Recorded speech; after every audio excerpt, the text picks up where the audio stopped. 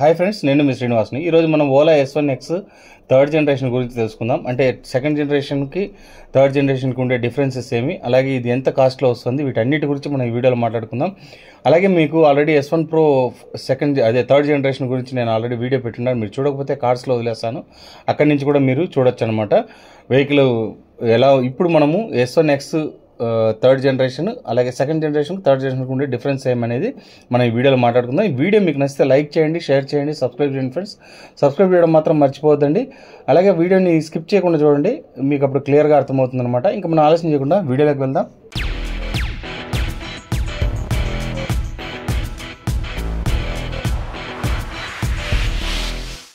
ముందుగా లుక్స్ చూడండి ఎలా ఉందనేది. వెహికల్ ఫస్ట్ లుక్ చూడండి. సేమ్ మనకు ఇంతకు ముందు ఎలా ఉండిందో ఇప్పుడు కూడా అలాగే ఉంది, పెద్దగా చేంజెస్ ఏం లేవు. చేంజ్ అనేది మనకి ఎక్కడ తీసుకొచ్చారంటే మోటార్ పవర్ని అయితే వీళ్ళు పెంచడం జరిగిందనమాట. 11 కిలోవాట్స్ మోటార్ అయితే దీంట్లో తీసుకురావడం జరిగిందనమాట. దీంట్లో ఇంకా వీళ్ళు తెచ్చిన చేంజెస్ ఏమంటే చైన్ అనమాట. మీరు మిడ్ డ్రైవ్ మోటార్ని అయితే తీసుకొచ్చారు. దీంట్లో MCU టెక్నాలజీతో ఈ మిడ్ డ్రైవ్ మోటార్ని తీసుకొచ్చారు. దీంట్లో చైన్ అయితే తీసుకొచ్చారనమాట. ఇంతకుముందు మనకు BLDC హబ్ మోటార్ ఉండేది, ఇప్పుడు మనకు చైన్ అయితే తీసుకొచ్చారు. దీంట్లో చైన్ డ్రైవ్ మోటార్ని అయితే తీసుకొచ్చారనమాట.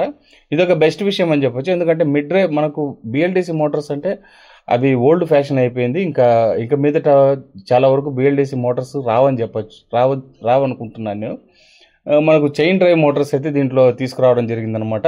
ఇది ఒక అప్గ్రేడ్ అయితే జరిగింది. అది అంతేకాకుండా దీంట్లో 11 కిలోవాట్స్ మోటార్ని అయితే తీసుకొచ్చారనమాట. ఇంతకుముందు 6 కిలోవాట్ ఉండేది అంటే పవరు.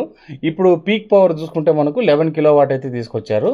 ఈ విధంగా మనకు స్పీడ్ చూసుకుంటే 125 కిలోమీటర్స్ వరకు కూడా టాప్ స్పీడ్ అయితే వెళ్తుంది. వెహికల్ నార్మల్గా అలాగే ఉంది. కొద్దిగా స్టిక్కరింగ్స్ అయితే చేంజ్ చేశారు కలర్స్లో. అలాగే సీటింగ్ చేంజ్ చేశారు, గ్యాబ్రిల్ కూడా చేంజ్ చేశారనమాట. సీటింగ్ బెస్ట్ అని చెప్తాను. ఇప్పుడైతే చేంజ్ చేసిన సీటింగ్ అయితే చాలా బాగుంది. అలాగే మనకు సస్పెన్షన్ చూసుకుంటే ఫ్రంట్ డ్యూయల్ సస్పెన్షన్ అయితే వస్తుంది, టెలిస్కోపిక్. అలాగే బ్యాక్ సైడ్ సింగిల్ సస్పెన్షన్ అయితే వస్తుంది అనమాట. ఇందులో కూడా కీ ఆప్షన్ ఉంది. ఓలా S1Xలోనూ ఉంది, S1X ప్లస్లోనూ కూడా ఉందన్నమాట. S1X ప్లస్కి డిఫరెన్స్ ఏమంటే మనకు ఫ్రంట్ డిస్క్ బ్రేక్ అయితే వస్తుంది. కాస్ట్ విషయంలో కూడా మనకు 1,23,000 రూపాయలు అయితే మనకు కాస్ట్ అయితే పడుతుంది డిస్క్ వేరియంట్. డిస్క్ లేని వేరియంట్ వచ్చి ఓలా S1X అయితే వస్తుంది. దానికి వచ్చి మనకు 1,12,000 అయితే ఆన్ రోడ్ ప్రైస్ అయితే వచ్చేస్తుంది అనమాట. ఇదండి దీని ప్రైస్ విషయానికి వస్తే. దీంట్లో కీ ఆప్షన్ అయితే వచ్చేసింది. అంటే ఇంతకు ముందు ఉన్నట్టుగానే ఓలా S1X ప్లస్ ముందుండే దాంట్లో కీ వేరియంట్ లేదు, ఇప్పుడు మనకు వేరియంట్ కీ తీసుకొచ్చారనమాట. అలాగే మనకు ఓలా S1X చూసుకుంటే Xలో మనకు మళ్ళీ వేరియంట్స్ ఉన్నాయి. ఓలా S1X ప్లస్లో ఒక్కటే వేరియంట్ అనమాట, 4 కిలోవాట్ బ్యాటరీ మాత్రమే వస్తుంది. ఓలా S1Xలో అయితే కనుక మనకు 3 బ్యాటరీలు అయితే వస్తాయన్నమాట. 4 కిలోవాట్ వస్తుంది, 3 కిలోవాట్ వస్తుంది, 2 కిలోవాట్ వస్తుంది. మనకి ఇంకా డిస్ప్లే చూసుకుంటే 4.3 ఇంచెస్ డిస్ప్లే, కలర్ డిస్ప్లేనే వస్తుంది. మనకు మ్యాక్సిమం దాంట్లో అన్ని ఆప్షన్స్ కూడా వచ్చేస్తాయన్నమాట. వెహికల్ అయితే చూస్తున్నారు కదా, మనకు 125 కిలోమీటర్స్ టాప్ స్పీడ్ అయితే వస్తుంది, 242 కిలోమీటర్స్ ఐడీస్ రేంజ్ అయితే రావడం జరుగుతుంది అనమాట. ఫ్రంట్ డిస్క్ బ్రేక్ ఉంటుంది, మనకు ABS సింగిల్ ABS అయితే వస్తుంది అనమాట. అలాగే S1Xలో కూడా ABS వస్తుంది, సింగిల్ ABSతోనే. మనకు వాటిలో రెండిట్లోనూ మనకేమంటే బ్రేకింగ్ సిస్టంలో మాత్రమే డిఫరెన్సెస్ వచ్చింది, మిగతా అన్ని నార్మల్ అనమాట. బ్రేక్ బై వైర్ అని తీసుకొచ్చారు. ఇప్పుడు వైర్ ద్వారా మనకు బ్రేకింగ్ సిస్టమ్ అయితే ఉంటుంది, బాగా బ్రేక్ అయితే పడుతుందని అయితే చెప్తున్నారు అనమాట.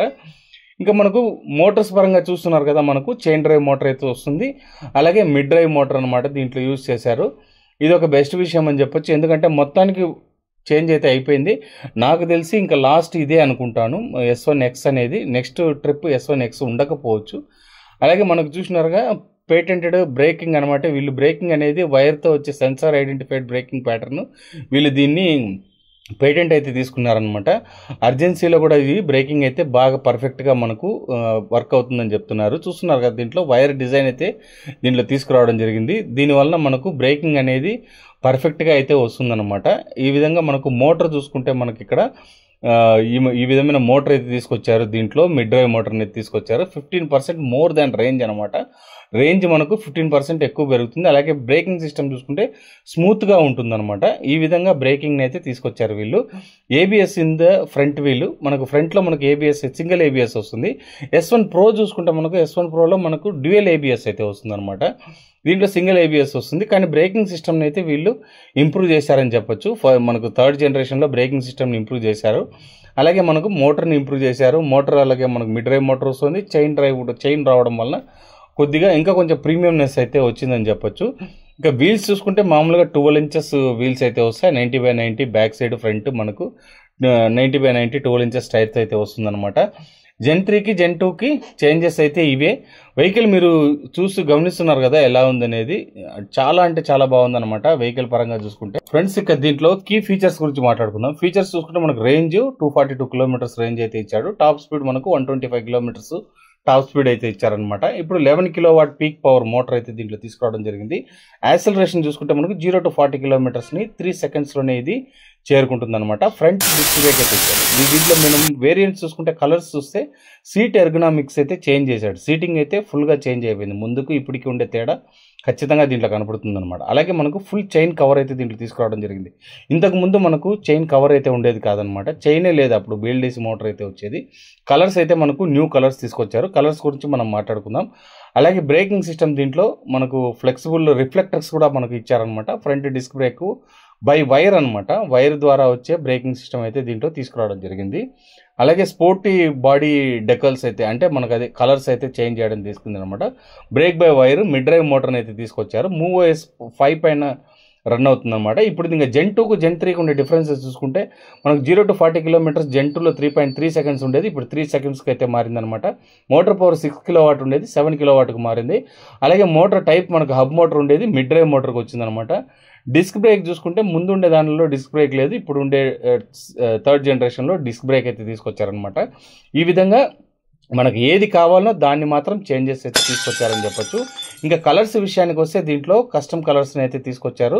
ఒకటి వచ్చి వైట్ కలరు, అలాగే దీంట్లో బ్లాక్ కలర్ అనమాట. ఫుల్ బ్లాక్ అయితే వస్తుంది మనకు. అలాగే సిల్వర్ బ్లాక్ మిక్సింగ్ వస్తుంది, అలాగే రెడ్ బ్లాక్ మిక్సింగ్ వస్తుంది, అంతేకాకుండా బ్లూ బ్లాక్ మిక్సింగ్ వస్తుంది అనమాట. ఈ విధంగా కలర్స్ని అయితే తీసుకొచ్చారు. కొన్ని చర్చించుకుందాం. కాస్ట్ చూసుకుంటే మనకి ఇది S1 X Plus 3rd జనరేషన్లో వచ్చి X Plusలో ఒకే వేరియంటే ఉంది. 4 కిలోవాట్ 125 కిలోమీటర్స్ టాప్ స్పీడ్ అయితే వస్తుంది. రేంజ్ చూసుకుంటే మనకు IDs range 242 kilometres IDs range అయితే తీసుకొచ్చారనమాట. ఇది వచ్చి 1,07,999 ఎక్స్ షోరూమ్ ప్రైస్ అనమాట. దీని మొత్తం ప్రైస్ చూసుకుంటే మనకు 1,23,000 ఆన్ రోడ్ ప్రైస్ అయితే వస్తుంది. అలాగే ఓలా S1 X 3rd జనరేషన్లో 4 కిలోవాట్ బ్యాటరీ అయితే కనుక ఇది 7 కిలోవాట్ పీక్ పవర్ అయితే ఉంటుంది. దీంట్లో మనకు డిస్క్ రాదనమాట. 3 వేరియంట్లు ఉన్నాయి. 4 కిలోవాట్, 3 కిలోవాట్, 2 కిలోవాట్ ఈ విధంగా ఉంటుంది. రేంజ్ చూసుకుంటే 242, 176, 108 కిలోమీటర్స్ ఇట్లా చేంజ్ ఉంటుంది. స్పీడ్ చూసుకుంటే 123, 115, 101 కిలోమీటర్స్ అయితే వస్తుంది. ఇందులో మనకు కాస్ట్ చూసుకుంటే మనకు 4 కిలోవాట్ 1,12,000 అయితే వస్తుంది అనమాట.